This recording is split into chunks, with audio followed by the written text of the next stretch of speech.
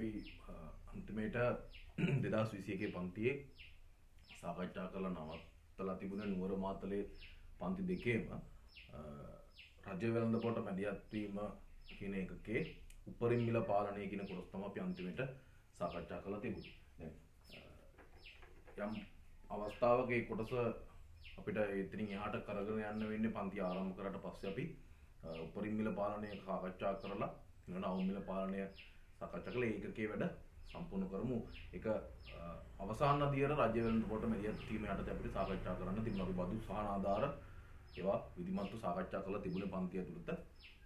සෑහෙන වැඩ ප්‍රමාණයක් අපි පන්ති ඇතුළත කරලා තිබුණා. ඊළඟට දැන් මේ කාල සීමාව ඇතුළත අපි මුලින් ඉඳන් මේ කොවිඩ් වසංගතය නිසා පන්ති නවත්තපු කාල සීමාව ඇතුළත මුලින් ඉඳන් අපි කරපු හැම ඒකකයකටම දාලා අපි ප්‍රශ්න පත්‍ර සාකච්ඡා කරා.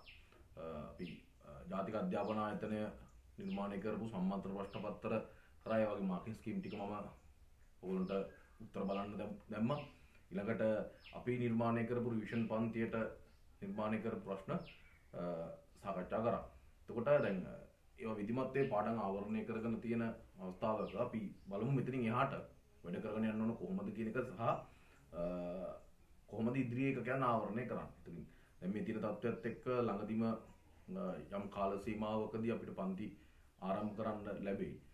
ඒ දක්වා ඉතින් අපි අලුත් පාඩමක් ආරම්භ කරමු කියන එක තමයි මම හිතුවේ වඩා සුදුසුයි කියලා. ඉතින් මම ගෲප් එකට දැම්ම ඔයගොල්ලොන්ට නිබන්ධනයක් මුද්‍රණය කරගන්න කියලා එක අපිට මේ ඒකකට දාලා අලුත් ඒකකට දාලා පාවිච්චි කරන්න වෙනවා. රයිට්. ඒකට දැන් උසස් පෙළ විෂය නිර්දේශයේ ගුරුවත් පොතේ 4 වෙනි ඒකකයේ විදිහට 4 වෙනි ඒකකයේ විදිහට ගුරුවත් පොතේ දක්වලා තියෙන්නේ. හැබැයි අපි අර පාඩම් සාකච්ඡා කරද්දී ගුරුවත් පොතේ තියෙන නිපුණතා මට්ටම් ඊළඟට ඇගීම් ඵල සියල්ල අපි අධ්‍යයනය කරා. එතකොට මම සමහර පාඩම් එකතු කරලා ඔයාට සාකච්ඡා කරා. ඒ සංකල්ප එකට අධ්‍යයනය කිරීම වඩා යෝග්‍ය නිසා. දැන් උදාහරණයක් විදිහට අපි වෙළඳපොළ ආර්ථිකය කියන සමස්ත ඒකකයේ තනි එකකයක් විදිහට ගන්න තමයි අධ්‍යයනය කරන්නේ. එතකොට ඉල්ලුම සැපයුම, ඉල්ලුම් නම්‍යතාවය, සැපයුම් නම්‍යතාවය, සමතුලිතය, ඊළඟට රජ්‍ය මැදිහත් වීම, වෙළඳපොළට බදු සහනාධාර, මිල පාලනය යන අපි සියල්ල එකට අරගෙන විධිමත්ව සාකච්ඡා කරා. ඒක සමස්ත ඒකකයක් විතර මම තුන්වෙනි ඒකකය කියන නම් කරලා සාකච්ඡා කරේ. හැබැයි ඒකේ නිපුණතා මට්ටම් කිහිපයක් ගුරුවත් පොතේ දක්වන නිපුණතා මට්ටම් කිහිපයක් ආවරණය වුණා. දැන් ඊළඟ නිපුණතා මට්ටමේ ගුරුවත් පොතේ දක්වලා තියෙන 4 වෙනි නිපුණතා මට්ටම ඒ යටතේ යනවා නිෂ්පාදන න්‍යායන්, නිෂ්පාදන පිරිවැය, ඊළඟට වෙළඳපොළ ආකෘති. දැන් උනේ සම්බන්ධයෙන් අපි සාකච්ඡා කරන්න විධිමත්ව නිර්මාණය කරපු නිබන්ධනයක් මම ගෲප් එකේ දරුවන්ට කලින්ම දැම්මා මේක මුද්‍රණය කරගන්න කියලා. මේක මේ පාඩම 2021 දරුවන්ට ඉලක්ක කරලා අපි කරන්නේ. හැබැයි 2020 විභාගයට පෙනී ඉන්න දරුවෙක්ට මේවා අපි ආවරණය කරලා සෑහෙන කාලයක් වෙනවා ඒවා වැඩ කටයුතු අවසන් කරලා තියෙන්නේ. හැබැයි ගැටලුවක් තියෙන දරුවෙක්ට මේක නැවත බැලුවා කියලා මේ වීඩියෝ එකයි මේ වැඩසටහන කරගෙන ගත්තා කියලා ගැටලුවක් වෙන එක Tamanට වඩා යෝග්‍යයි. මොකද මේ පාඩම ටිකක් සංකීර්ණ පාඩමක්. එතකොට ටියුට් එක නැති දරුවෙක්ට වීඩියෝ එකේ යට ඩිස්ක්‍රිප්ෂන් එකේ ටියුට් එකේ PDF ෆයිල් එක දාලා තියෙනවා. ඒක ඩවුන්ලෝඩ් කරගෙන ටියුට් එක print කරගන්න එක. print කරගෙන වීඩියෝ එකත් එක්ක බලලා මේක අධ්‍යයනය කරන්න උත්සාහ කරා. right. අපි බලමු එතකොට මේ ඒකකේ අපි අධ්‍යයනය කරද්දී මේ ඒකකේ අපි නම් කරනවා මෙන්න මෙහෙම. නිෂ්පාදන න්‍යාය සහ වෙළඳපොළ ආකෘති. එතකොට මේ සමස්ත ඒකකය උසස් පෙළ මට්ටමේදී ලැබෙන්නේ කොහොමද කියන එක ඉස්සල්ලාම වැදගත් වෙන්නේ. එතකොට මේක උසස් පෙළ මට්ටමේදී බහුවර්ණ 7-8 අතර ප්‍රමාණයකට සහ ලකුණු 20ක රචනා ප්‍රශ්නයකට ලැබෙනවා. එතකොට ඒ පරාසය ටිකක් පුළුල් පරාසයක්. සහ මේක ටිකක් ප්‍රායෝගිකව අධ්‍යයනය කරන්න වැඩියෙන් අවස්ථා අරගෙන ප්‍රායෝගික අධ්‍යයනය කරන්න පුළුවන් ඒකකයක් වෙනවා. right. එතකොට මේ ඒකකේ දැන් ඔයාලට දීලා තියෙන නිබන්ධනය බලන්න මම ඉස්සෙල්ලාම දාලා තියෙනවා පිටු අංක 1. නිබන්ධනයේ පිටු අංක 1 දාලා තියෙනවා. මේකට කෙටි හැඳින්වීමක් මොකද්ද මේ නිෂ්පාදන න්‍යාය නැත්නම් මේ නිෂ්පාදන ක්‍රියාවලියක් කියන්නේ මොකද්ද කියන එක ගැන සරල අදහසක්. දැන් අපි ගත්තොත් දරුවනේ මේකට සරල අදහසක් මෙන්න මෙහෙම පැහැදිලි කරගන්න පුළුවන් නිෂ්පාදන ක්‍රියාවලියක් කියන්නේ මොකද්ද කියන එක. එතකොට දැන් අපි දන්නවා අපි අධ්‍යයනය කරලා තියෙනවා නිෂ්පාදන ක්‍රියාවලියක් කියලා කියන්නේ පළවෙනි ඒකකයේදී සරල අදහසක් කරන් තියෙනවා යෙදුම් ප්‍රමාණයක් යම් තාක්ෂණික පරිවර්තනය කිරීමකින් අවසානයේ නිමැවුමක් බවට පත් වෙනවා නම් නිමැවුමක් යෙදවුම් ප්‍රමාණයක් යම් තාක්ෂණික පරිවර්තනයකින් අනතුරුව නිමැවුමක් බවට පරිවර්තන වෙන යම් ක්‍රියාවලියක් තියෙනවා නම් මෙන්න මේ ක්‍රියාවලිය අපි නම් කරනවා නිෂ්පාදන ක්‍රියාවලියක් කියලා. නිෂ්පාදන ක්‍රියාවලිය. ඒතොර නිෂ්පාදන ක්‍රියාවලියක තියෙන මූලිකම සිදුවීම තමයි යම් යෙදවුම් ප්‍රමාණයක්. ඒ කියන්නේ දැන් යෙදවුම් කියලා ගත්තී අපිට ප්‍රධාන අවස්ථා හතරක යෙදවුම් ගන්න පුළුවන්. ගත්තොත් එහෙම භූමිය, ඊළඟට ශ්‍රමය, ඊළඟට ගත්තොත් ප්‍රාග්ධනය, ඊළඟට ගත්තොත් ව්‍යවසායකත්ව හැකියාව. මෙන්න මේ යෙදවුම් යම් තාක්ෂණික පරිවර්තන ක්‍රියාවලියකින් අවසානයේ නිමැවුමක් බවට, ඒ කියන්නේ මිනිසුන්ගේ උවමනා සම්පූර්ණ කළ හැකි භාණ්ඩයක් හෝ සේවාවක් බවට පරිවර්තනය වෙන්න පුළුවන්. දැන් උදාහරණයක් මම ගන්නම්. අපි පොදුවේ බහුතරයක් භාවිතා කරන කමිසයක් ගැන.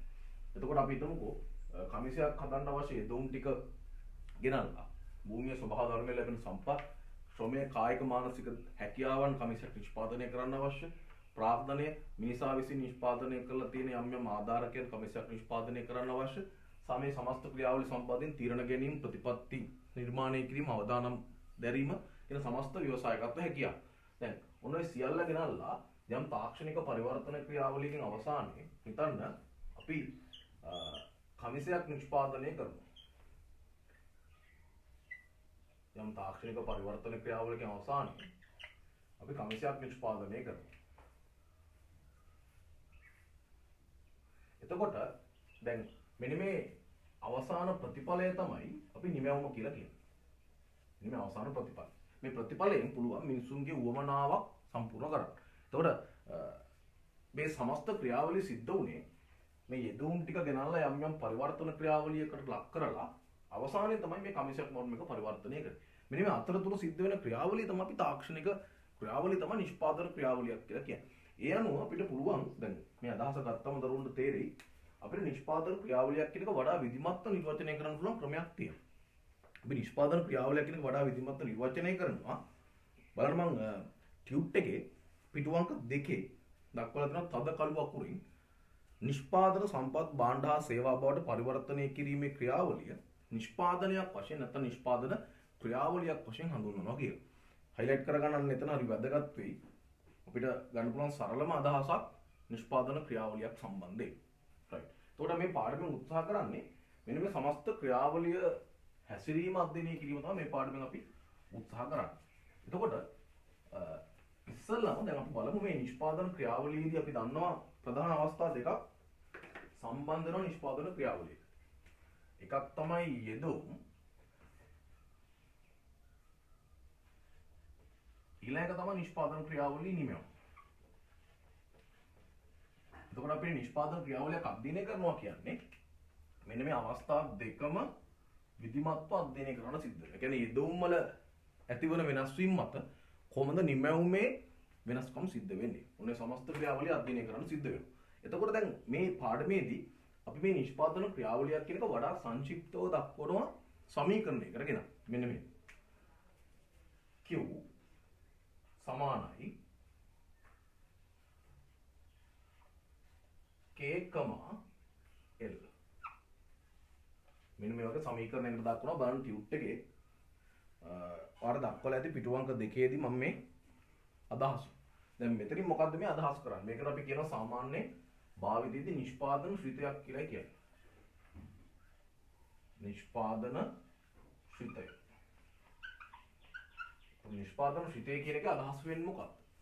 නිෂ්පාදන ශ්‍රිතයක් කියලා කියන්නේ යම් උපරිම නිමැවුම් මට්ටමක් අවම යෙදවුම් ප්‍රමාණයකින් ලබා ගන්න ආකාරය දැක්වෙන ගණිතමය සම්බන්ධතාවය. දැන් මම සරල අදහසක් ගත්තොත් එහෙම මම ඔයාලට දාලා තියෙනවා ටියුට් එකේ බලන්න.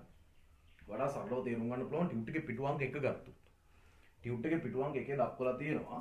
මම දරුවෙක්ටම සරලව තේරුම් ගන්න පුළුවන් විදිහට දැන් අපි උදාහරණයට ගන්නේ කමිසයක් නිසා මම ඒ උදාහරණයම අරගෙන මේ ක්‍රියාවලිය පැහැදිලි කරන්නම්. මම දක්වලා ඇති ටී-ෂර්ට් එකක් නිෂ්පාදනය කරන්න භාවිතා කරන විවිධ යෙදවුම් වර්ග. ටී-ෂර්ට් එකක් නිෂ්පාදනය කරන්න භාවිතා කරන විවිධ යෙදවුම් වර්ග දක්වලා ඇති. අපිට ඒවා පෙළගස්සන්න පුළුවන්. දැන් ඒකේ තියෙනවා දක්වලා මම රෙදි වර්ග. ඊළඟට ඒකේ දක්වලා තියෙනවා මම නූල් වර්ග. ඊළඟට වර්ණක, ඊළඟට බොත්තම්, ඊළඟට යන්ත්‍ර, ඊළඟට ශ්‍රමය, ඊළඟට කම්හල් බිම් වගේ දේවල්. දැන් ඔය සියලු සාධක ගත්තම කමිසයක් නිෂ්පාදනය කරන්න මේ කමිසය නිෂ්පාදනය කරන්න භාවිතා කළ තියෙන ඔය සාධක සියල්ල ගත්තම පැහැදිලි වෙයි ඔය සාධක වල තියෙන ප්‍රධාන ස්වරූප දෙකක්. දැන් මේ සාධක ටික අපි පෙළ ගැස්සුවොත් එහෙම මම මෙතනින් ගන්නම්. සරලව ගමු අපි සාධක ටික. එකක් රෙදි, ඊළඟට නූල්, ඊළඟට ගත්තොත් වර්ණක, ඊළඟට ගත්තොත් බොත්තම්, ඊළඟට ගත්තොත් ශ්‍රමය, ඊළඟට ගත්තොත් යන්ත්‍ර, ඊළඟට ගත්තොත් කම්හල් බිම්. දැන් මෙන්න මේ සියලු සාධක ගත්තම මේ සාධක වල දකින්න පුළුවන් මේ සියලුම සාධක එකතු කරලානේ කමිසයක් නිෂ්පාදනය කරන්නේ. මේ සාධක වල දකින්න පුළුවන් ප්‍රධාන ස්වරූප දෙකක් තියෙනවා. එකක් තමයි මේ සාධක අතරින් යම් සාධක ප්‍රමාණයක් තියෙනවා. ලොකු ප්‍රාග්ධනමය වටිනාකමක් නැහැ. භාණ්ඩ නැත්නම් මේ කමිසය නිෂ්පාදන ක්‍රියාවලිය තුළත ඉක්මනින් අත්පත් කරගනිමින් ඉක්මනින් කමිසය නිෂ්පාදනය කිරීමේ හැකියාව තියෙන ඒ සාධක. කියන්නේ ඒ සාධක වෙනස් කිරීම හරි පහසුයි. දැන් ගත්තොත් එimhe රෙදි කියන එක අපිට ඉක්මනින් මිලදී ගන්න පුළුවන් ලොකු වියදමක් යන්නේ. නූල්, වර්ණ, බොත්තම්, ශ්‍රමය. ඔය සාධක සියල්ල මේ ලක්ෂණේ තියෙනවා. ඒවල ලොකු ප්‍රාග්ධනමය වටිනාකමක්. ඒ කියන්නේ මේ සාධක වල ලොකු ඉහළ ඵලදායීතාවයක් තියෙන ලොකු ප්‍රාග්ධනමය වටිනාකමක් තියෙන සාධක නෙවෙයි. අපි මේ සාධක නම් කරනවා විචල්්‍ය සාධක විදියට. විචල්්‍ය සාධක නැත්තම් ප්‍රාග්ධනමය නොවන සාධක. ඊළඟට බලන්න දැන් තවත් සාධක විශේෂයක් තියෙනවා. මෙන්න මේ මම මේ කියන යන්ත්‍ර, කම්මල් බිම් කියන්නේ. දැන් මේ වගේ විශේෂ ලක්ෂණයක් තියෙනවා. මොකද මේවා මේ අනිත් සාධක වගේ නෙවෙයි. මේවා හැම වෙලෙම මිලදී ගන්නෙ නැහැ. මේවා එක්වරයක් මිලදී ගන්නවා. යම් කාල පරිච්ඡේදයක් තුල ඵලදායීතාවයෙන් යුතුව භාවිතා කරන්න පුළුවන්. මේවා ලොකු වියදමක් ගන්න වෙනවා. මේ වගේ ඉහළ ඵලදායීතාවයක් තියෙනවා. මෙන්න මේ වගේ සාධක අපි නම් කරනවා ස්ථාවර සාධක. නැත්නම් මම තව විකල්ප නමක් කරනවා ප්‍රාග්ධනමය සාධක. විචල්්‍ය සාධක කියලා කලින් සාධක විශේෂයක් නම් කරා. ඒවට මම කියනවා ප්‍රාග්ධනමය නොවන සාධක. ඊළඟට ස්ථාවර සාධක කියලා මම යම් ප්‍රමාණයක් නම් කරා. ඒවා ප්‍රාග්ධනමය සාධක. එතකොට දැන් මේ කමිසය නිෂ්පාදනය කරන ක්‍රියාවලියද අපිට පැහැදිලිව පේනවා මේ කමිසය හදන්න ප්‍රධාන වර්ග දෙකක සාධක පාවිච්චි කරලා තියෙනවා. එකක් විචල්්‍ය සාධක, අනිත් එක ස්ථාවර සාධක. එතකොට මම වරින් අවසානයේ හවුවොත් එහෙම මේ සාධක සියල්ලේ අවසන් ප්‍රතිඵලය, මේ සාධක සංයෝග කිරීමේ අවසන් ප්‍රතිඵලය තමයි මෙන්න මේක. ඒ කියන්නේ රෙදි, නූල්, වර්ණක, බොත්තම් වැනි විචල්්‍ය සාධක ප්‍රමාණයකට, ශ්‍රමය වැනි විචල්්‍ය සාධක ප්‍රමාණයකට, යන්ත්‍ර, කම්මල් බිම් වැනි ස්ථාවර සාධක ප්‍රමාණයක් යම් තාක්ෂණික ක්‍රියාවලියකින් සංයෝග කරලා යම් පරිවර්තනයක් කළාට පස්සේ අපිට අවසන් ප්‍රතිඵලය ලැබෙනවා මෙන්න මේ නියමවම විදියට කමිසය කියන්නේ. නියමවම. එතකොට අපිට පුළුවන් මේ සමස්ත ක්‍රියාවලිය වඩා සරල ගණිතමය සමීකරණයක් දක්වා ගන්න. මෙන්න මේ විදිහේ. Q සමානයි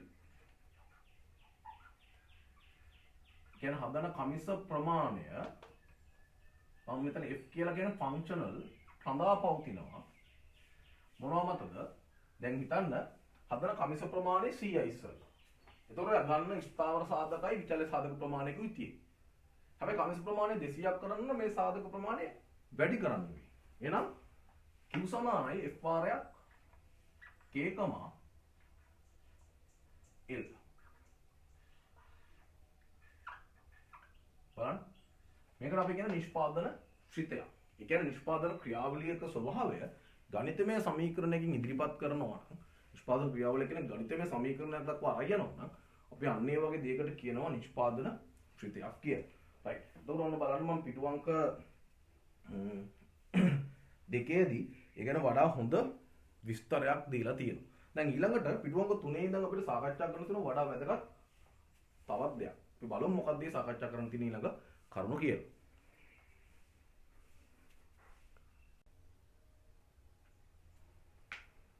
හරි. දැන් බලන්න එතකොට මම අය දක්වනවා අර කලින් අපි සාකච්ඡා කරපු නිෂ්පාදන ශ්‍රිතයක් කියන එක වඩා සරල මට්ටමින් දැන් අපි හිතමු කමිස ඒකක 10000ක් ඒකක වශයෙන් එකක 10000ක් නිෂ්පාදනය කරන්න පුළුවන් ප්‍රාග්ධනමය සාධක විදියට මම උදාහරණයක් අරන් තියෙනවා මෙතන. නැත්නම් ස්ථාවර සාධක වල උදාහරණයක් කරන් තියෙනවා. ස්ථාවරය කියලා කියන්නේ හේතුව මම අදහස් කරන්නේ ඒ කියන එක ඉස්සරහට පැහැදිලි කරන්නම්. මම ප්‍රාග්ධනමය සාධක නැත්නම් ස්ථාවර සාධක වල යන්ත්‍ර කියන කරා යන්ත්‍ර පහක්. යන්ත්‍ර පහකට එකතු කළාම ශ්‍රමිකයන් 100 දෙනෙක් විචල්්‍ය සාධක ප්‍රාග්ධන නොවන සාධක විදියට ඒ දෙකේ එකතුව දැන් මේකට භාවිතා වෙන තවත් ප්‍රාග්ධනමය සාධක ස්ථාවර සාධක තියෙනවා. මම උදාහරණයක් ගන්න යන්ත්‍ර දැනට. මෙතන විචල්්‍ය සාධක ප්‍රාග්ධන නොවන සාධක තවත් භාවිතා වෙන දේවල් තියෙනවා. හැබැයි මම ගන්නවා ශ්‍රමය. එතකොට අවසානයේ සමස්ත ක්‍රියාවලිය බැලුවොත් එහෙම ප්‍රාග්ධන සාධකයි ප්‍රාග්ධනමය නොවන සාධකයි ස්ථාවර සාධකයි ස්ථාවර නොවන සාධකයි විචල්්‍ය සාධකයි එකතු කරලා හදන කමිස එකක ප්‍රමාණය 10000ක්. එතකොට මේ තමයි නිෂ්පාදන ක්‍රියාවලිය. නිෂ්පාදන ක්‍රියාවලිය දක්වලා තියෙනවා ගණිතමය අවස්ථාවක් දක්වා වඩා පැහැදිලි. මෙන්න මෙතනින් මේ ගණිතමය අවස්ථාව දක්වපුවාම මේකට අපි කියනවා නිෂ්පාදන ශ්‍රිතයක් කියලා. එතකොට දැන් වැදගත් දේ තමයි ඊළඟට අපි මේ නිෂ්පාදන ක්‍රියාවලිය කියන ඒකකය අධ්‍යයනය කරද්දී බෙදා ගන්නවා කොටස් දෙකකට. අපි අධ්‍යයනය කරද්දී මේක බෙදනවා එක කොටසක් තමයි නිෂ්පාදන ක්‍රියාවලියේදී කෙටි කාලීන නිෂ්පාදන ක්‍රියාවලිය. කෙටි කාලීන නිෂ්පාදන ක්‍රියාවලිය. ඒතර මොකද්ද මේ කෙටි කාලීන නිෂ්පාදන ක්‍රියාවලියක් කියලා අදහස් කරන්නේ? දැන් ඕනම ව්‍යාපාර ආයතනයක් ආරම්භ වුණ මුල් වකවානුව කියන්නේ ලොකු ප්‍රාග්ධනමය හැකියාවක්, ලොකු ප්‍රාග්ධන සංචිත ප්‍රමාණයක්, ලොකු අරමුදල් ප්‍රමාණයක් තියෙන තත්ත්වයක් නෙවෙයි.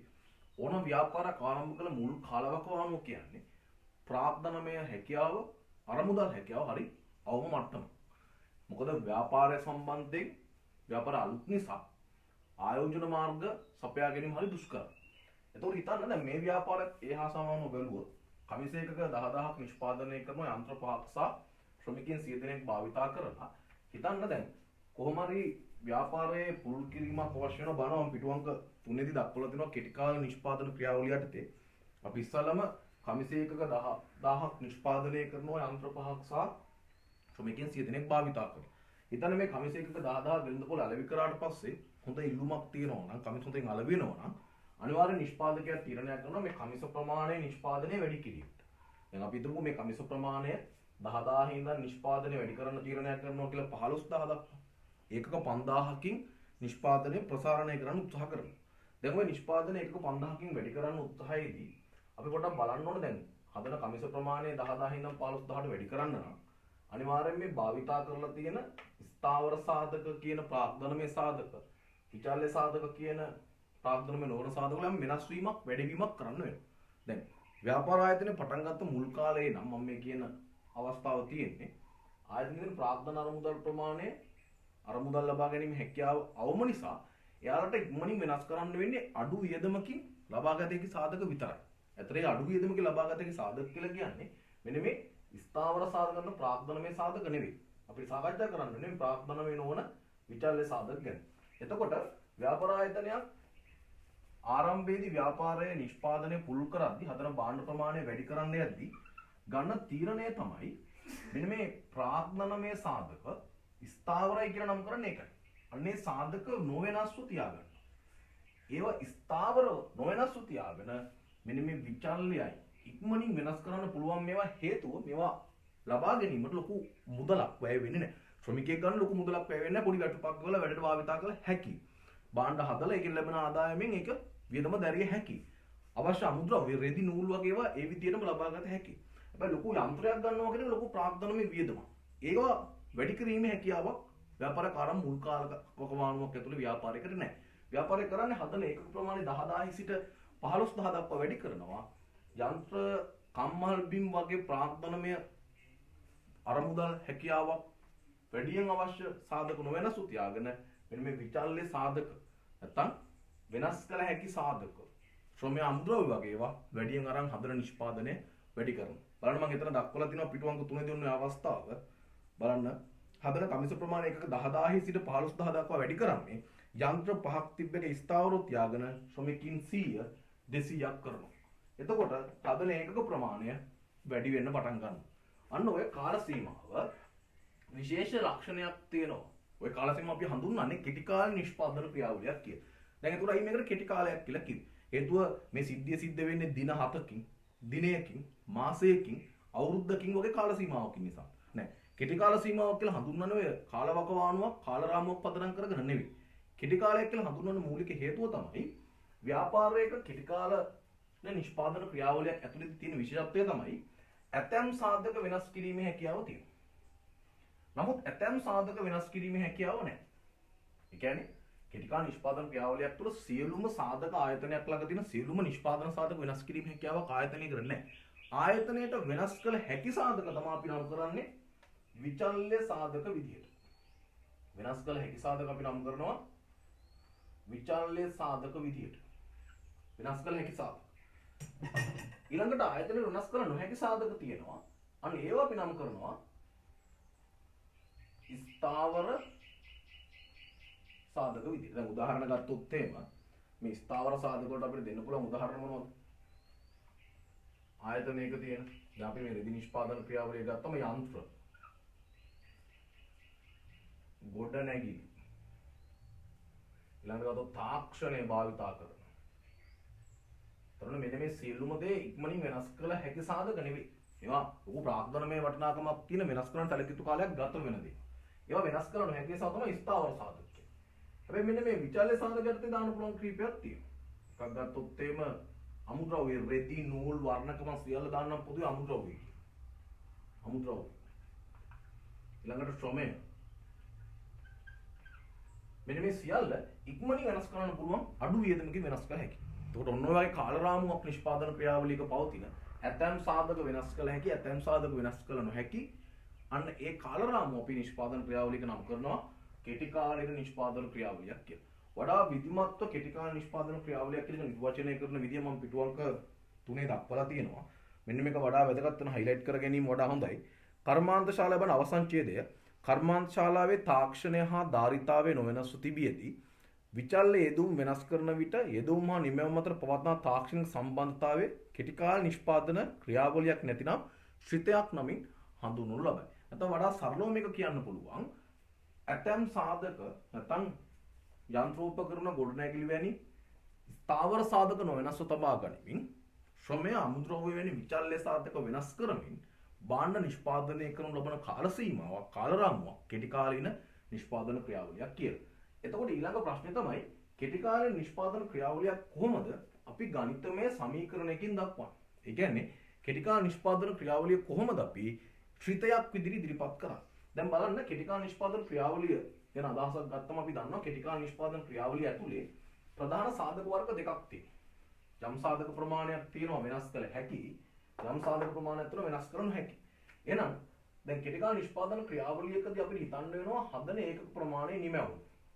කමිස ප්‍රමාණය වෙනස් වෙන්නේ ප්‍රාග්ධනමය සාධක නොවෙනස්ව තියාගෙන විචල්්‍ය සාධක වෙනස් කිරීමක් තුල.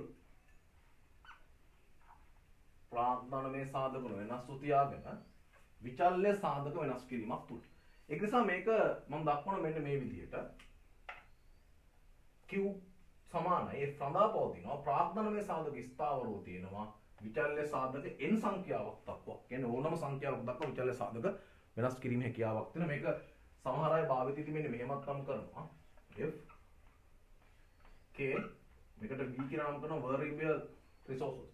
වෙනස් කළ හැකි ඉක්මනින් වෙනස් කළ හැකි සාධක කියන එකට V1 V2 V3 ඔය විදිහට යන්න පුළුවන් Vn දක්වා. එතකොට ඔන්න ඔය විදිහටයි කෙටි කාල නිෂ්පාදන ක්‍රියාවලියක් ශ්‍රිතයකින් ගණිතමය සමීකරණයකින් ඉදිරිපත් කරන්නේ. දැන් ඔය ගැන සාකච්ඡා කරා යද්දී දරුවනේ නිෂ්පාදන ක්‍රියාවලිය එක අවස්ථාවක් තමයි මේ සාකච්ඡා කරන්නේ කෙටි කාලීන නිෂ්පාදන ක්‍රියාවලිය කියන එක. එතකොට කෙටි කාල නිෂ්පාදන ක්‍රියාවලියක් කියන එක පදනම් වෙන්නේ ප්‍රධාන මූලධර්මයන් දෙකක් මත. ඒ කියන්නේ කෙටි කාල නිෂ්පාදන ක්‍රියාවලියක් කියන එක හැසිරීම තියෙන්නේ ස්ථාවර යම් සාධක ප්‍රමාණයක් තියෙනවා. ඒවා වෙනස් කර නොහැකි. කෙටි කාලය තුල ව්‍යාපාර ආයතනයක අරමුදල් ප්‍රාග්ධනමය අවශ්‍යතාවයන් ප්‍රාග්ධන අරමුදල් ඌනතාවයක් තියෙනවා. ඒ නිසා ලොකු වියදමක් දරන සාධක වෙනස් කරන්නේ නැහැ. ඉක්මනින් වෙනස් කළ හැකි සාධක වෙනස් කරමින් භාණ්ඩ නිෂ්පාදනය ඉදිරියට කරගෙන යනවා. රයිට්. දැන් ඊළඟට දැන් ඔන්න නිෂ්පාදන ක්‍රියාවලියේ එක අවස්ථාවක් තමයි අපි අධ්‍යයනය කරන්නේ. අපි ඔක ඇතුලේ තියෙන කරුණු ගැන ටිකක් පුරුල් අධ්‍යයනයකට යමු. කොහොමද මේ කෙටි කාල නිෂ්පාදන ක්‍රියාවලිය ඇතුලේ මේ නියදවුම් වෙනස් කරද්දී නිමැවුමේ ඇතිවන විවිධ අවස්ථාවන් කොහොමද හැසිරෙන්නේ කියන එක. ඒක අපිට අධ්‍යයනය කරන්න මම උදාහරණයක් ගන්නවා පිටු අංක 4 දී මම නම් කරලා දෙනවා කෙටි කාලීන ඵලදායිතා සංකල්ප කියලා. බලන්න. කෙටි කාලීන ඵලදායිතා සංකල්ප. එතකොට මේ ඵලදායිතා සංකල්ප කියන්නේ කෙටි කාල නිෂ්පාදන ක්‍රියාවලියක් ඇතුළත යෙදවුම් භාවිතා කරලා හදන නිමැවුම අවස්ථා තුනක් යටතේ අපි හඳුනගන්නවා. ඵලදායිතා සංකල්ප කියන්නේ යෙදවුමකින් ලබාගත හැකි නිමැවුම් විවිධ ආකාර වලින් අපි හඳුනගන්නවා. ඒක කෙටි කාලීන ඵලදායිතා සංකල්ප. නැත්නම් මේකට නිෂ්පාදන සංකල්ප කියන්නත් පුළුවන්. එතකොට මේ කෙටි කාලීන ඵලදායිතා සංකල්ප මම අවස්ථා තුනක් යටතේ හඳුනා ගන්නවා. එකක් තමයි යෙදවුම් ප්‍රමාණයකින් ස්ථාවර සහ විචල්්‍ය යෙදවුම් ප්‍රමාණයකින් ලබා ගත හැකි මුළු නිෂ්පාදනය මම නම් කරනවා TP කියලා. මුළු නිෂ්පාදිතය. මුළු නිෂ්පාදිතය. යම් යෙදවුම් ප්‍රමාණයකින් ලබා ගත හැකි මුළු ඒකක ප්‍රමාණය. යෙදවුම් භාවිතා කරන්න පුළුවන් ආකාර දෙකක ස්ථාවර සහ විචල්්‍ය සියලු යෙදවුම් භාවිතා කරලා ගත හැකි මුළු නිමැවුම් ප්‍රමාණය. ඊළඟට මේ සංකල්පයත් එක්ක අපි අධ්‍යයනය කරන තවත් අවස්ථා දෙකක්. එකක් තමයි මේ AP කියන එක. ඒක මම නම් කරන්නේ සාමාන්‍ය නිෂ්පාදිතය. නැත්නම් මේකට මුළු නිෂ්පාදිතය කලින් කිව්වේ ඒකට මුළු ඵලදායිතාව කියන්නත් පුළුවන්. සාමාන්‍ය නිෂ්පාදිතය සාමාන්‍ය ඵලදායිතාව. සාමාන්‍ය නිෂ්පාදිතය සාමාන්‍ය ඵලදායිතාව. අපි බලමු මේක මොකද්ද මේක අදහසකින් ඉස්සරහට සහ මේක අධ්‍යයනය කරනවා අපි ඊළඟට කෙටි කාලීන නිෂ්පාදන ක්‍රියාවලියකදී ආන්තික නිෂ්පාදිතය නැත්නම් ආන්තික ඵලදායිතාවය කියන සංකල්පය. රයිට්. එතකොට ඔය සංකල්ප වලින් අදහස් කරන්නේ මොකක්ද? දැන් අපි මේ සාකච්ඡා කරන්න යන්නේ මොකක්ද? කෙටි කාලීන ඵලදායිතාව සංකල්ප කියලා කියන්නේ මොකක්ද? අපි බලන්න යන්නේ අපි දන්නවා කෙටි කාලයක් කියලා කියන්නේ නිෂ්පාදන ක්‍රියාවලියක කෙටි කාලීන නිෂ්පාදන ක්‍රියාවලිය කියලා අර්ථ දක්වුවේ ස්ථාවර සාධක වෙනස් තබා ගනිමින් විචල්්‍ය සාධක වෙනස් කරමින් භාණ්ඩ නිෂ්පාදනය කරන කාලරාමය.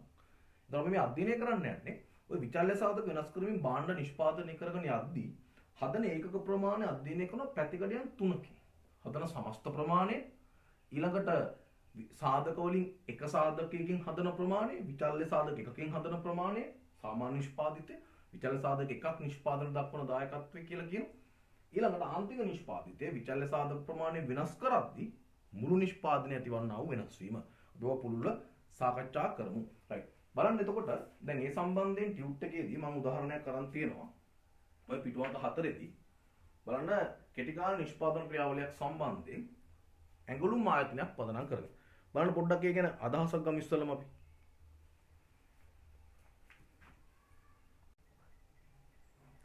හරි බලමු එතකොට දැන් දක්වලා තියෙනවා උදාහරණේ ඇඟලුම් ආයතනයක් පදනම් කරගෙන යෙදවුම් සහ නිමැවුම් ලේඛනයක දීලා තියෙනවා. යෙදවුම් වර්ග දෙකක් යටතේ දීලා තියෙනවා. ස්ථාවර යෙදවුම් කියලා දීලා තියෙන මේ K කියන්නේ. ඒ කියන්නේ ප්‍රාග්ධනමය සාධක නැත්නම් ස්ථාවර සාධක.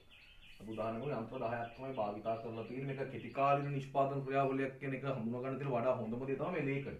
ඔබ ප්‍රාග්ධනමය නැත්නම් ස්ථාවර සාධක වෙනස් වෙලා නැහැ. ඕනම අවස්ථාවක තියෙන ඒකක 10 ගන්න. ඒවා ස්ථාවරයි. හැබැයි බලන්න විචල්්‍ය යෙදවුම් නැත්නම් ශ්‍රමය L කියලා දාලා තියෙන ඒකකයේ ගානේ ක්‍රමයෙන් වැඩි කරන. කියන්නේ එක ශ්‍රමිකයා ගානේ කර්මාන්ත ශාලාවේ වැඩට යොදවන ප්‍රමාණය වැඩි කරනවා. දැන් මොකද්ද මේ TP කියන්නේ? මුළු නිෂ්පාදිතය. TP කියලා කියමු මුළු නිෂ්පාදිතය. එතන මුළු නිෂ්පාදිතය ගැන සාකච්ඡා කරද්දී මම කොහොම මුළු නිෂ්පාදිතයෙන් පෙන්නන්නේ TP කියන එකෙන් පෙන්නන්නේ TP නැත්නම් මුළු නිෂ්පාදිතය නැත්නම් මුළු ඵලදායීතාවය. එකෙන් පෙන්නන්නේ විචල්්‍ය සාධක ප්‍රමාණයකට ස්ථාවර සාධක ප්‍රමාණයක් එකතු කරාම ලැබෙන මුළු නිෂ්පාදනය. දැන් උදාහරණයක් ගත්තොත් ස්ථාවර සාධක 10ක් තියෙනවා විචල්්‍ය සාධක නැහැ. ඒ කියන්නේ අන්තර 10ක් තියෙනවා ශ්‍රමිකයෝ නැහැ වැඩ කරලා. එහෙනම් නිෂ්පාදනයක් සිද්ධ වෙන්නේ නැහැ නිෂ්පාදනයේ බිඳුව. කියන්නේ ස්ථාවර සාධක විතරක් තිබුණා කියන නිෂ්පාදන ක්‍රියාවලිය පවත්වාගෙන යන්න බෑ. විචල්්‍ය සාධකත් අවශ්‍යයි. එතකොට ස්ථාවර සාධක 10කට අන්තර 10කට එක ශ්‍රමිකයෙක් යොදවපුවම බලන්න ලේඛනයේ දීලා ඇති හදන නිෂ්පාදිතය එකක 6යි. මුළු ඵලදායීතාවයේ හේවත් මුළු නිෂ්පාදිතය එකක 6යි. දැන් බලන්න මොකද්ද මුළු ඵලදායීතාවය කියන එක දෙන්න විධිමත් නිර්වචනය. දැන් ඔයා ගැන අදහසක් ඔයාට ලියා ගන්න පුළුවන් ටියුට් එකේ පිටු අංක 5 මං ඉඩ තියලා තියෙනවා. මොන ඔය සංකල්ප ටික ලියා ගන්න. මාතෘකාවක් විතර ලියනවා මුළු ඵලදායීතාවය නැත්නම් මුළු නිෂ්පාදිතය නැත්නම් මුළු ඵලදායීතාවය කියලා ලියලා ඒ යටතේ ලියන්න පුළුවන් අපිට මුළු නිෂ්පාදිත නැත්නම් මුළු ඵලදායීතාවය කියලා හඳුන්වන්නේ ස්ථාවර යෙදුම් ප්‍රමාණයකට විචල්්‍ය යෙදුම් ප්‍රමාණයක් එක් කරමින් ලබාගත හැකි මුළු නිෂ්පාදිතය මුළු ඵලදායීතාවය වශයෙන් හඳුන්වනවා කියලා. එතකොට මේ ලේඛනයේ කරුණු දීලා තියෙනවා බලන්න ඒ විදිහට දිගටම මම මේකේ අවස්ථා 6ක් දක්වා විතරයි විචල්්‍ය සාධක ලකුණු කරලා තියෙන ඉඩ ප්‍රමාණයත් එක්ක. ගත්තොත් ඊළඟට තියෙන 20යි ඊළඟට තියෙන 48ක් කියන්නේ යන්ත්‍ර 10ක ශ්‍රමිකයන් දෙන්නෙක් දාපුවම 20ක් හදනවා. දැන් 48යි ඊළඟට 72යි ඊළඟට 80යි ඊළඟට 84 දක්වා මම දීලා තියෙනවා. තෝරන්න මුළු ඵලදායීතාවය කියන එක ගැන අදහසක් ලැබෙන්න ඕන. මොකද මුළු ඵලදායීතාවය කියලා කියන්නේ. ඊළඟට අපිට බලන්න පුළුවන් මේකේ මේ සාමාන්‍ය ඵලදායීතාවය කියලා කියන එකේ අදහස. AP කියලා කියන්නේ මොකක්ද? සාමාන්‍ය ඵලදායීතාවය. සාමාන්‍ය ඵලදායීතාවය. ඒතර සාමාන්‍ය ඵලදායීතාවය කියලා අදහස් කරන්නේ මොකක්ද? සාමාන්‍ය ඵලදායීතාවයෙන් පෙන්නන්නේ එක් විචල්්‍ය යෙදවීමකින් කොච්චර මුළු නිෂ්පාදනයට දායකත්වයක් දෙනවා. දැන් උදාහරණයක් ගමු අවස්ථාවක් අපි මේක මෙන්න මේ අවස්ථා දෙක ගමු. ඉස්සලම ගමු විචල්්‍ය යෙදවීම් දෙකකින් එක විචල්්‍ය යෙදවීමකින් මුළු නිෂ්පාදිත දක්වන දායකත්වය. එතකොට විචල්්‍ය යෙදවීම් දෙකක් වෙද්දී මුළු නිෂ්පාදිතයේ තියෙන්නේ 20ක්. ඒ කියන්නේ විචල්්‍ය යෙදවීම් දෙකක් ස්ථාවර යෙදවීම් 10කට දුන්නාම ඒකක 20ක් කමිස 20ක් නිෂ්පාදනය වෙනවා. එක් විචල්්‍ය යෙදවීමක් හදන ප්‍රමාණය ගත්තොත් අපිට කියන්නේ 10යි කියලා. 10යි කියලා.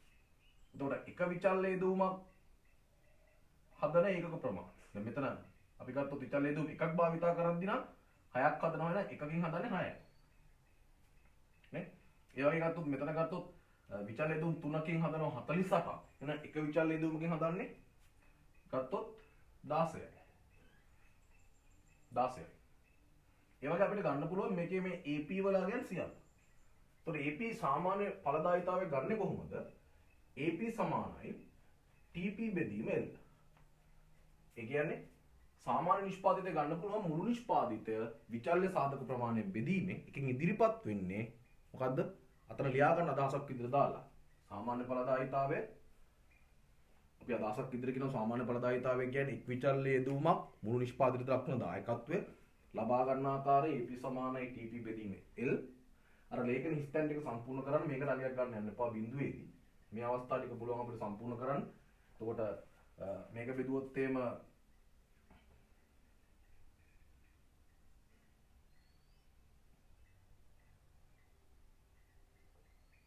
18යි 8 වරක් 4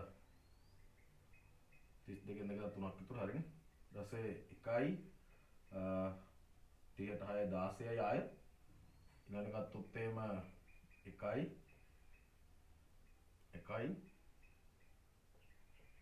24ට 6 ඒවා 4යි. පාඩම 6 දක්වා හදලා තියෙන ටිකත් ඔයාලට හදන්න පුළුවන් කොහොමද ගත්තේ? දැන් මේක බෙදුවා 6 බෙදීම 1 6යි 20 බෙදීම 2 10යි 48 බෙදීම 3 16යි ඊට 72 බෙදීම 4 18යි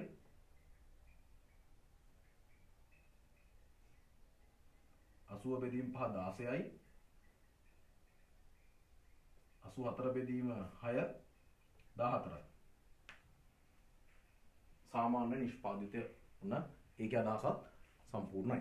මොන එතකොට අපි ඵලදායක සංකල්ප දෙකක් ලේඛනයේ සම්පූර්ණ කරා. ඊළඟට මේක ගන්න ක්‍රමය සහ ඒකේ අදහස පැහැදිලි කරලා දුන්නා. මේක අවසාන සංකල්පය තමයි ඵලදායකතා සංකල්ප නැත්නම් නිමම් සංකල්ප වල තියෙන මෙන්න මේ ආන්තික නිෂ්පාදිතය කියන එක. MP. ආන්තික නිෂ්පාදිත නැත්නම් ආන්තික ඵලදායීතාවය. ආන්තික ඵලදායීතාවය. මොකක්ද ආන්තික ඵලදායීතාවය කියලා අදහස් කරන්නේ? ඒතර බලන්න දැන් ආන්තික ඵලදායීතාවය කියන එක අදහස හරි පැහැදිලිව ගන්න පුළුවන් අපිට මෙන්න මේ වගේ සිද්ධියක් බැලුවම දැන් අපිට වැදගත් වෙන්නේ ආන්තික ඵලදායීතාවය ගැන හිතත් දරුනේ මෙන්න මේ අවස්ථා දෙක විතරයි. මේ ලකුණු කරන අවස්ථා දෙක තමයි වැදගත් වෙන්නේ. මෙන්න මේ අවස්ථා දෙක. එතකොට බලන්න විචල්්‍ය සාධක ප්‍රමාණය වාවය ලේඛනයේ බැලුවොත් ඕනම අවස්ථාවක පැහැදිලිව පෙනේ විචල්්‍ය සාධක වැඩි කරන්න එක ගන්න. විචල්්‍ය සාධක ප්‍රමාණය ඒකකයේ බැගින් වැඩි කරද්දී ඉස්සලම මුළු නිෂ්පාදිතය වැඩි වෙන්නේ 6කින්. ඊළඟට මුළු නිෂ්පාදිතය වැඩි වෙන්නේ 14කින්. ඊළඟට මුළු නිෂ්පාදිතය වැඩි වෙනවා 28කින්. 20 ඉඳන් 48 කියන්නේ 28කින් වැඩි වෙනවා. ඊළඟට මුළු නිෂ්පාදිතය වැඩි වෙනවා මෙතනදී බැලුවොත් 48 ඉඳන් 72ට කියලා කියන්නේ වැඩි වෙලා තියෙනවා 24කින්. 64 දුරන්දගෙන එකක් ඉතුරුයි. 24කින්. ඊළඟට වැඩි වෙලා තියෙනවා 8කින්. ඊළඟට වැඩි වෙලා තියෙනවා 4කින්. මොකද තව අවස්ථා ගන්න පුළුවන් අපිට ඊළඟ අවස්ථාව බැලුවොත් එimhe වැඩි වෙලා නෑ බිඳුවයි ඊළඟට අඩුවීමක් තියෙනවා 4ක් නේ. ඒතර මම මේ ලකුණු කරලා තියෙන්නේ විචල්්‍ය යෙදවුම් වල වෙනස් වීමයි මුළු නිෂ්පාදිතයේ වෙනස් වීම. දැන් අපිට හරි සරලව හිතන්න පුළුවන් මෙන්න මෙහෙම. ඔය ආන්තික නිෂ්පාදිතය ආන්තික ඵලදායීතාවය කියන එක අදහස තමයි මෙන්න මේකේ අදහස විචල්්‍ය යෙදවුම් ප්‍රමාණය යම් අවස්ථාවකදී ඒකකයකින් වෙනස් කරද්දී. විචල්්‍ය යෙදවුම් ප්‍රමාණය යම් අවස්ථාවකදී ඒකකයකින් වෙනස් කරද්දී මුළු නිෂ්පාදිතයේ ඇතිවන වෙනස් වීම කොච්චරද කියන එක. දැන් උදාහරණයකට ගත්තොත් මෙන්න බලන්න මෙතන විචල්්‍ය යෙදවුම් ප්‍රමාණය 0 ඉඳන් 1 දක්වා එකකින් වැඩි වෙද්දී මුළු නිෂ්පාදිත 6කින් වැඩි වෙනවා. ඉතින් අපිට පුළුවන් 0වත් 1ත් අතර ආන්තික නිෂ්පාදිතයේ අගය 6යි කියලා කියන්න. කොහොමද විචල්්‍ය යෙදවුම් එකකට මුළු නිෂ්පාදිතයේ වැඩි වෙන ප්‍රමාණය 6යි. එතකොට ඒක ගත්තේ කොහොමද කියන එක අපි බලමු ඉස්සරහට. තව අවස්ථාවක් ගත්තොත් 1 ඉඳන් 2ට විචල්්‍ය යෙදවුම් එකකින් වැඩි වෙද්දී මුළු නිෂ්පාදිතය වැඩිලා 14කින්. එක විචල්්‍ය යෙදවුමකින් වැඩි වෙනවා මුළු නිෂ්පාදිතය විචල්්‍ය යෙදවුම් එකකින් වැඩි කරත් මුළු නිෂ්පාදිතය 14. ඒතකොට 1ත් 2ත් අතර 14යි කියලා දාන්න. දැන් බලන්න කොහොමද ඔය MP කෙනෙක් ගන්නෙ? අපි MP කෙනෙක් ගන්නෙ ඩෙල්ටා TP. එතන මේ ඩෙල්ටා TP කියලා කියන්නේ මුළු නිෂ්පාදිතයේ වෙනස කියන එක. බෙදනවා විචල්්‍ය යෙදවුම් ප්‍රමාණය වෙනස. ඩෙල්ටා L වලින්. බෙදුවම තමයි අපිට MP වල අගය ලැබෙන්නේ. ඩෙල්ටා TP බෙදනවා ඩෙල්ටා L කින්. එතකොට මෙතන 14යි. ඊළඟට 2 ඉඳන් 3 දක්වා ගත්තොත් මෙතන වැඩිවීම 28යි. ඊළඟට 3ත් 4ත් අතර එකකට වැඩිවීම ගත්තොත් 24යි. 4ත් 5ත් අතර ගත්තොත් 8යි. 5ත් 6ත් අතර ගත්තොත් 4යි. ඔය විදිහට අපිට තුන් ටිකක් සම්පූර්ණ කරන්න පුළුවන්. එතකොට ආන්තරික නිෂ්පාදිතය අදහස පැහැදිලි ඇති. ආන්තරික නිෂ්පාදිතය කියලා කියන්නේ විචල්්‍ය යෙදවුම් එක එකකයකින් වැඩි කරද්දී මුළු නිෂ්පාදිතයේ ඇතිවන වෙනස් වීම. ඔන්න ඔය විදිහට අපිට ගන්න පුළුවන් ඵලදායීතා සංකල්ප ගැන සරල අදහසක්. එතකොට ඵලදායීතා සංකල්ප තුනක් තියෙනවා. එකක් මුළු නිෂ්පාදිතය, අනිත් එක සාමාන්‍ය නිෂ්පාදිතය, අනිත් එක ආන්තික නිෂ්පාදිතය. මුළු නිෂ්පාදිතය කිව්වේ විචල්්‍ය සාධක ප්‍රමාණයකට ස්ථාර සාධක ප්‍රමාණය සංයෝග කරලා ලබා ගන්න මුළු ඒකක ප්‍රමාණය. සාමාන්‍ය නිෂ්පාදිතය කියලා කිව්වේ එක් විචල්්‍ය සාධකයක් මුළු නිෂ්පාදිතයට දක්වන දායකත්වය. එක් විචල්්‍ය සාධකයක් මුළු නිෂ්පාදිතයට දක්වන දායකත්වය. ආන්තික නිෂ්පාදිතය කියලා කිව්වේ විචල්්‍ය සාධක ප්‍රමාණය එකකින් වෙනස් කරද්දී මුළු නිෂ්පාදිතය ඇතිවන්නා වූ වෙනස් වීම. රයිට්. ඔන්න ඔය සංකල්ප ටික ගණනය කරලා දැන් ඔය කියපු අදහස් ටික නෝට් එකක් විදිහට පැන්සලෙන් හෝ පෑනින් පාවිච්චි කරන්න පිටු අංක 5 තියෙන ස්ථනයේදී සටහනක් විදිහට දාගන්න උතුම්. ඔන්න ඔය දාගන්නක වැදගත් වෙයි. රයිට්. අපිට වැදගත් වෙනවා ඔය ප්‍රස්තාර මෙන්න මේ ලේඛනය භාවිත කරමින් අපිට අධ්‍යයනය කරන්න වෙනවා මේ ඵලදායීතා සම්බන්ධ ප්‍රස්තාර. අපි බලමු ඊළඟට කොහොමද මේ ඵලදායීතා සම්බන්ධ ප්‍රස්තාර නිර්මාණය කරන්න කියලා.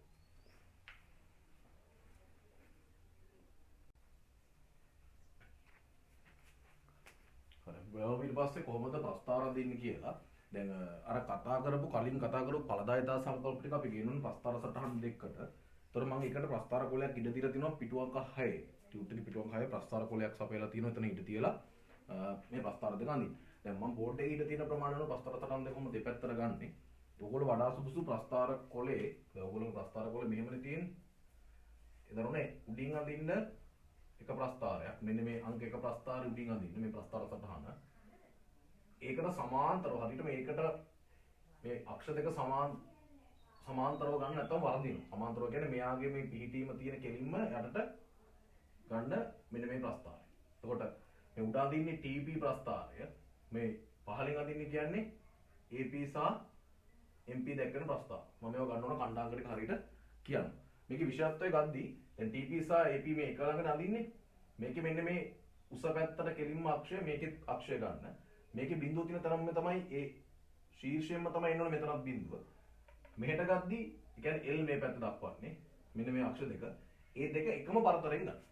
මේ දෙක එකම පරතරෙ මේ කොටු දෙකකින් එක ගානේ ගන්න.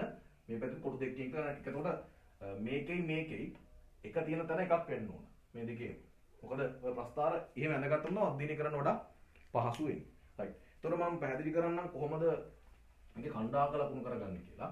අපි ඉස්සෙල්ලාම උඩ ප්‍රස්තාරේ ලකුණු කරමු උඩින් ටියුට් එක උඩින් ලකුණු කරන එක.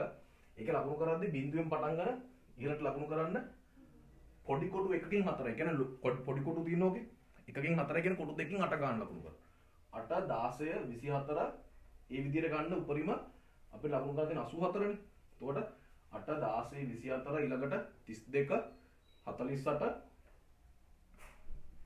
32 40 ඊළඟට 48 ඒ විදිහට 84 ලකුණු කළ හැකි පරතරය දක්වා ගන්න.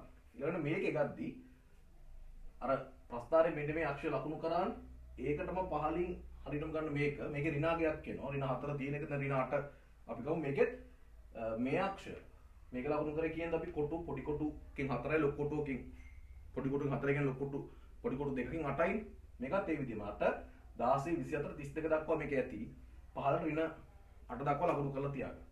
මේ පැත්ත ගද්දී ප්‍රස්තාර දෙකේම කොටු දෙකකින් පොඩි කොටු දෙකකින් එක විචාල්‍ය සාධක ප්‍රමාණය ගානේ ගන්න. එතකොට අංක 1 ප්‍රස්තාරයේ මේ පැත්ත TP මුළු නිෂ්පාදිතය මේ පැත්ත L කියලා ලකුණු කරන්න. අංක 2 ප්‍රස්තාරයේ මේ පැත්ත AP සහ MP දෙකම මේ පැත්තට ලකුණු කරනවා. මේ පැත්ත L කියලා ලකුණු කරලා තියන්න.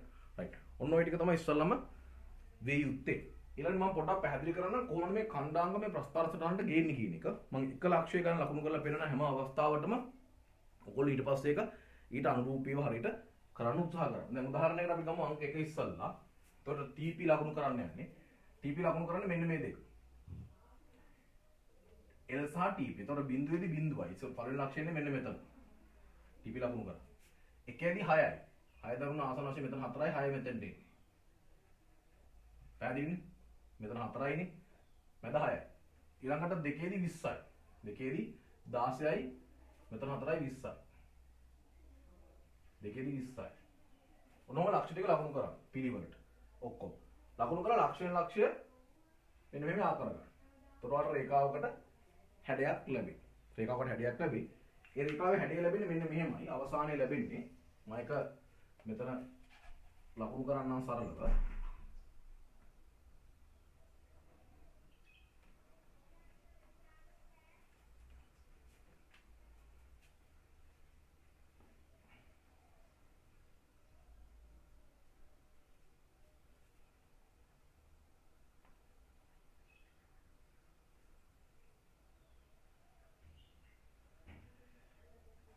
මෙන්න මේ හැඩය තමයි TP වක්‍රයට ලැබෙන්නේ. මොනවා දාලා හැඩයක් ওই විදිහට ලැබෙයි. වාර මම කිව්ව විදිහට ලක්ෂ ටික ලකුණු කරලා ඒ ටික යා කරාම TP වක්‍රය. මේ TP වක්‍රයේ දකින්න තියෙන විශේෂ තත්වයන් කීපයක් තියෙනවා. දැන් TP වක්‍රය ඉස්සල්ලාම බලන්න මෙන්න මේ කොටස TP වල. අවස්ථා කීපයක TP ලකුණු කරගන්න පුළුවන් අපිට. TP වල මෙන්න මේ අවස්ථාව. ගත්තොත් එහෙම විචල්්‍ය සාධක ප්‍රමාණය මම මේ කියන්නේ දෙක දක්වා. විචල්්‍ය සාධක ප්‍රමාණය දෙකක් දක්වා. විචල්්‍ය සාධක ප්‍රමාණය දෙකක් වෙද්දී එන්නේ තුනක් දක්වා. විචල්්‍ය සාධක ප්‍රමාණය තුනක් දක්වා. ඒතකොට 48 තියෙනවා. 48. බලන්න මුළු නිෂ්පාදිතයේ තියෙන හැසිරීම බැලුවොත් එම් ප්‍රස්ථාරිනුත් හරි පැහැදිලි වෙයි. ප්‍රස්ථාරිනුත් පැහැදිලි වෙයි. නැත්නම් අපිට ඒක ලේඛනයෙන් බලන්නත් පුළුවන්. ලේඛනයෙන් බලන්නත් පුළුවන්. විචල්්‍ය සාධක එකක 3ක් දක්වා බලුවොත් මුළු නිෂ්පාදිතයේ වැඩිවීමේ වේගය ක්‍රමයෙන් වර්ධනය වෙනවා. අපි ඔකට කියනවා මෙන්න මේ කොටස මුළු නිෂ්පාදිතයේ මෙන්න මේ කොටසට කියන්න පුළුවන් අපිට TP වැඩි වන වේගයෙන් වැඩි වෙනවා කියන්නේ. TP වැඩි වන වේගයෙන් වැඩි වෙනවා. ඒ කියන්නේ මුළු නිෂ්පාදිතය වැඩි වෙනවා කොහොමත් විචල්්‍ය සාධක ටික කරද්දී මුළු නිෂ්පාදිතය වැඩි වෙනවා. හැබැයි වැඩිවීමේ වේගය ක්‍රමානුකූලව වැඩි වෙනවා කියලා මේ කියන්නේ. මෙන්න මේ කොටසේ. විචල්්‍ය සාධක ප්‍රමාණය 3ක් දක්වා මුළු නිෂ්පාදිතේ වැඩි වෙන වේගයෙන් ක්‍රමයෙන් වර්ධනය වෙනවා. ඊළඟට බලන්න විචල්්‍ය සාධක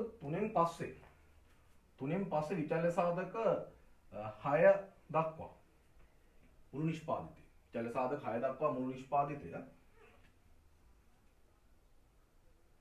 බැලුවොත් හැසිරීම මෙන්න මේ කොටසේදී මුළු නිෂ්පාදිතයේ තියෙන හැසිරීම තමයි මේ කොටසේදී මුළු නිෂ්පාදිතය බැලුවොත් පෙනේ දරුවෙක්ට වැඩි වෙනවා. හැබැයි වැඩිවීමේ වේගයේ ක්‍රමය අනුකූලව බලන්න අඩු වෙනවා.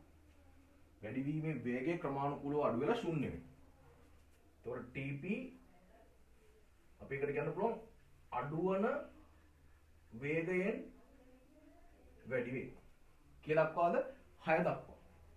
මුළු නිෂ්පාදිතය 6 දක්වා. විචල්්‍ය සාධක ප්‍රමාණය 6 දක්වා. ඊළඟට 6 ඉඳන් 7 දක්වා එද්දී ස්ථාවරයි. ඒක හරි පැහැදිලිව බලා ගන්න පුළුවන්. 6 ඉඳන් 7 දක්වා එද්දී මුළු නිෂ්පාදිතය ස්ථාවරයි. මෙන්න මේ අවස්ථාවේදී මුළු නිෂ්පාදිතය මෙන්න මේ කොටසේදී ස්ථාවරයි.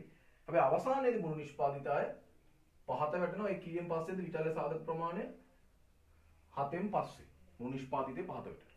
ඒක හරි පැහැදිලිව බලා ගන්න පුළුවන් අපිට ප්‍රස්ථාර හරියට අධ්‍යයනය කරා. ඒතකොට ප්‍රස්ථාරයේ හැඩය බැලුවොත් TP වක්‍රය මේ බලන්න මම මෙතනින් පටන් ගන්නම් බිඳුවෙන් පටන් ගන්නවා. විචල්්‍ය සාධක ප්‍රමාණය බිඳුවක් වෙද්දී මුළු නිෂ්පාදිතේ බිඳුවයි.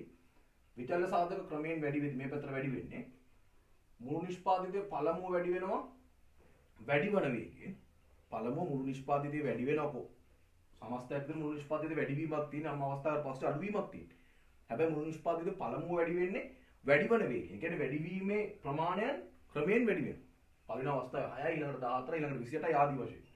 එතකොට මුළු නිෂ්පාදිතයේ වැඩි වන වේගයෙන් වැඩි වෙනවා. අවස්ථාවකට පස්සේ අඩු වන වේගයෙන් වැඩි වෙනවා. අවස්ථාවකදී ස්ථාවරයි. අවස්ථාවකදී පහත වැටෙනවා. නේ? එතකොට අපිට කියන්න පුළුවන් ඔන්න ඔය අදහස. හරි පැහැදිලිව මුළු නිෂ්පාදිතයේ හැසිරීම විචල්්‍ය සාධක ප්‍රමාණය ශූන්‍ය වන විට මුළු නිෂ්පාදිතයේ ශූන්‍ය වන අතර විචල්්‍ය සාධක ප්‍රමාණය ක්‍රමයෙන් ඉහළනම් වන විට මුළු නිෂ්පාදිතය පළමුව වැඩි වන වේගයෙන් වැඩි වෙනවා. ඒ විචල්්‍ය සාධක අවස්ථාව 3 දක්වා අනතුරුව තවදුරටත් විචල්්‍ය සාධක වැඩි කරද්දී මුළු නිෂ්පාදිතයේ වැඩිවීම ක්‍රමයෙන් අඩු වන වේගයෙන් සිද්ධ වෙනවා. ඒ විචල්්‍ය සාධක 6 දක්වා තවදුරටත් විචල්්‍ය සාධක වැඩි කරද්දී මුළු නිෂ්පාදිතය ස්ථාවර පවතිනවා. ඒ විචල්්‍ය සාධක 7 දක්වා තවදුරටත් විචල්්‍ය සාධක වැඩි කරද්දී අවසානයේදී මුළු නිෂ්පාදිතය පහත වැටීම සිද්ධ වෙනවා. ඔන්න අදහස ටියුට් එකේ ඉඩ තියලා ඇති මම ප්‍රස්ථාර කොලේට එහා පැත්තේ 7 වෙනි කොලේ ඒක ලියා ගන්න මම ඔය කියපු අදහස. ඒක හොඳට අහලා අදහස වාගේ වචන වලින් ලියා ගන්න. රයිට්. ඔන්න ඊළඟට වැදගත් වෙන්නේ මේකේ අංක 2 ප්‍රස්ථාර ලකුණු කරන විදිය. මෙන්න මෙයා. කොහොමද අපි ලකුණු කරන්නේ සාමාන්‍ය සහ ආන්තික අගය. හරිද? මම ලක්ෂයක් ලකුණු කරන විදිය කියලා දෙන්නම්. ඉස්සෙල්ලාම ගත්තොත් එහෙම මේ AP වල අගය එකේදී 6යි. ලකුණු කරන්න යන්නේ මෙන්න මේ දෙන්න දැන්.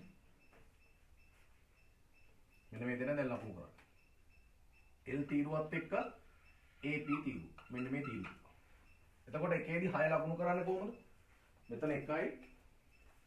මෙතන 6 කියන්නේ මෙතන 4යි මෙතන අගය. හරියට මේ අගයට අරන් ලකුණු කරනවා.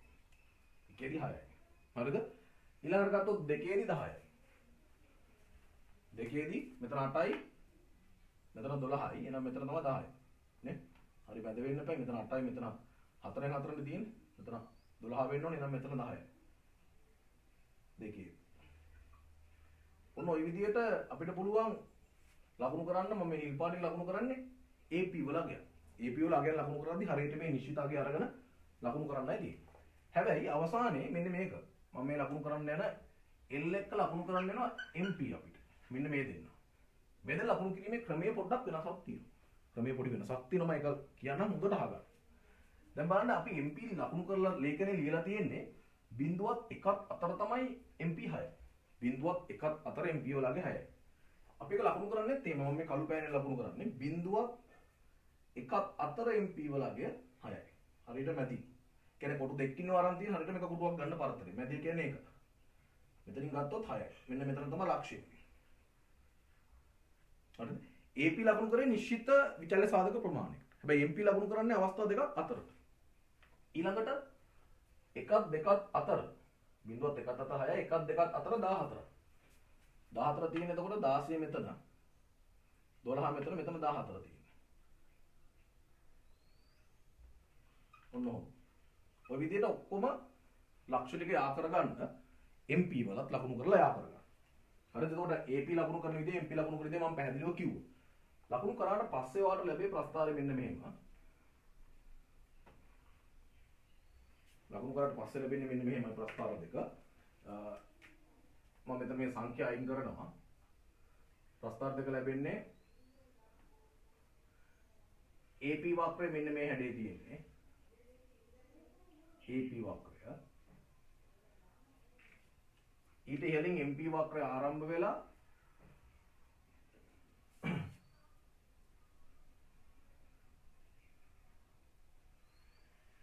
මෙහෙම පහළට යනවා. MP වක්‍රය ඔන්නෝමයි පිට. MP වක්‍රය AP වක්‍රය ඡේදනය කරලා තියෙන හරියටම AP ගගේ උඩරින් වෙද්දී. AP ගගේ උඩරින් වෙද්දී. හරිද? MP හැබැයි ඍණ පැත්තට ඍණාගයක් තියෙනවා ප්‍රස්තාරය බැලුවොත් පේන්නේ අර ලේඛනේ හරියටම ඍණාගයක් එනවා. එතකොට දැන් MP සහ AP වල හැසිරීම බැලුවොත් හරි පැහැදිලි. MP සහ AP දෙන්න මේ ඉහළ ගිහිල්ලා පස්සේ පහළ වැටෙනවා. හැබැයි MP ගේ උඩරිමේ තමයි පළමු අවස්ථාවේදී ලැබෙන්නේ. පසුව තමයි AP ගේ උඩරිමේ ලැබෙන්නේ. බලන්න එතකොට දැන් මෙතන වැදගත්ම දේ තමයි මෙන්න මේ ප්‍රස්තාර දෙක අතර සම්බන්ධයක් තියෙනවා. අපිට විභාගෙට අහනවා. මෙන්න මේ ප්‍රස්තාර දෙක සම්බන්ධතාවයක් විදිහට අහනවා. මොකද්ද සම්බන්ධතාවය? මම මේක වාට පැහැදිලි කරන්න මෙන්න මේකේ අවස්ථා කීපයක් තියෙනවා තේරුම් ගන්න ඕන. දැන් අපි බැලුවොත් එහෙම TP උපරිම වෙන අවස්ථාවෙදී මේ බලන්න TP 6ත් 7ත් අතර උපරිමයි. වාට හරියටම හොයාගන්න පුළුවන් වෙයි. බලන්න වාගේ ප්‍රස්තාර සටහනට ඇඳලා පස්සේ 6ත් 7ත් අතර බැලුවොත් MP ශූන්‍යයි. TP උපරිම වෙද්දී MP වලගේ ශූන්‍ය වෙනවා. මුළු නිෂ්පාදිත උපරිම වෙන අවස්ථාවේදී MP වලගේ ශූන්‍ය වෙනවා අනිවාර්යයෙන්. හරිද? ඒ වගේම TP පහත වැටෙන අවස්ථාවක් කරන 7න් පස්සේ එතකොට තමයි මේ MP වල ඍණාගය ඉන්නේ මෙන්න මේ අවස්ථාව. මෙන්න මේ MP ඍණාගයක් වෙන අවස්ථාව වෙන්නේ MP වලගේ ඍණ වෙන්න පටන් ගන්නෙ මෙන්න මේ අවස්ථාව ගත්තම MP ඍණ වෙනවා පහළට එනවනේ. මෙන්න MP පහළට එන අවස්ථාව ඇති වෙන්නේ TP පහත වැටීමත් එක්ක. ඒ කියන්නේ විචල්්‍ය සාධක 7න් පස්සේ TP පහත වැටෙනවා මුළු නිෂ්පාදිත පහට. එතකොට MP ඍණාගයක් ගන්නවා. ඒ වගේම AP සහ MP සමාන අවස්ථාවක් තියෙනවා. එදින ඡේදන අවස්ථාවේ. AP සමානයි MP වෙනවා. එදින ඡේදන අවස්ථාවේ. MP පහත වැටෙන්නේ අනිවාර්යයෙන්ම AP ගේ උපරිමගේ හරහා. AP උපරිමගේ හරහා තමයි MP පහත වැටීම සිද්ධ වෙන්නේ. මොක හරි වැදගත් සම්බන්ධතාවයක්. රයිට්. එතකොට මේ තමයි ඵලදායිතාව වක්‍රවල හැසිරීම. අනිවාර්යයෙන්ම ඔක ප්‍රස්තාරයට ඇඳ ගන්න හරියට. ප්‍රස්තාරයට දෙක ඇඳලා මේ විදිහට තියලා මේකේ සම්බන්ධතාවය හරියට බලන්න. අපිට කියන්න තියෙන එතකොට මුළු නිෂ්පාදිතයත් එක්ක සම්බන්ධතාවය ගත්තොත් මේ දෙන්න ගැන ස්වාධීනව කිව්වොත් කියන්න තියෙන්නේ AP සහ MP සාමාන්‍ය නිෂ්පාදිත සහ ආන්තරික නිෂ්පාදිත පළමු වැඩි වෙනවා අවස්ථාවකට පස්සේ පහත වැටෙනවා. MP පහත වැටෙන්නේ AP ගේ උපරිම ලක්ෂ්‍ය හරහා. MP ශූන්‍ය වන විට මුළු නිෂ්පාදිත උපරිමාගයක් ගන්නවා. MP ඍණාගයක් ගද්දී මුළු නිෂ්පාදිතය පහත වැටෙනවා. මොකදම අදහසක් විදිහට ගන්න තියෙන්නේ. ඔය අපි සාකච්ඡා කරේ කෙටි කාලීන නිෂ්පාදන ක්‍රියාවලියක් ඇතුළත කොහොමද යෙදවුම් නිමවුම් අතර සම්බන්ධතාවය පවතින්නේ. අපි ඔකට කියනවා ඵලදායිතා සංකල්ප. මම දැන් ඵලදායිතා සංකල්ප ගණනය කරන විදිය කියලා දුන්නා. ඊළඟට ප්‍රස්තාර ඇඳලා ඒ අතර සම්බන්ධතාවය වට පැහැදිලි කරලා දුන්නා. රයිට්. ඔන්න දේවල් හරි වැදගත්. මේ ටික හොඳට බලලා තියාගන්න ඊළඟ වීඩියෝ එක අපි හදනවා. මේ ක්‍රියාවලිය මේ පාඩමේ ඉදිරි කොටස නිෂ්පාදන පිළිවෙල. දැන් අපි නිෂ්පාදන න්‍යාය කොටස සම්පූර්ණයෙන් අධ්‍යයනය කරා. අපි ඉදිරි කොටස ගන්නවා. මේක ඉදිරි කොටස. දැන් කෙටි කාල නිෂ්පාදන ක්‍රියාවලිය සම්පූර්ණයෙන් සාකච්ඡා කරලා ඉවරයි අපි. ඊළඟට මේකේ ඉදිරි කොටස් ටික මම ඊළඟ වීඩියෝත් එක්ක සම්බන්ධ කරනවා. රයිට්. එතකොට හරි වැදගත් කොහොමද මෙන්න මේ ක්‍රියාවලියේ හැසිරීම සිද්ධ වෙන්නේ කියන එක අධ්‍යයනය කරන එක. මේ ටික හරියට සටහන් කරගෙන ටියුට් එකත් එක්ක හොඳට මේ කොටස පාඩම් කරලා ඉවර කරගන්න. අපි ඊළඟ වීඩියෝ එකකින් ඉතුරු කොටස් ටිකත් එක්ක හම්බ වෙමු.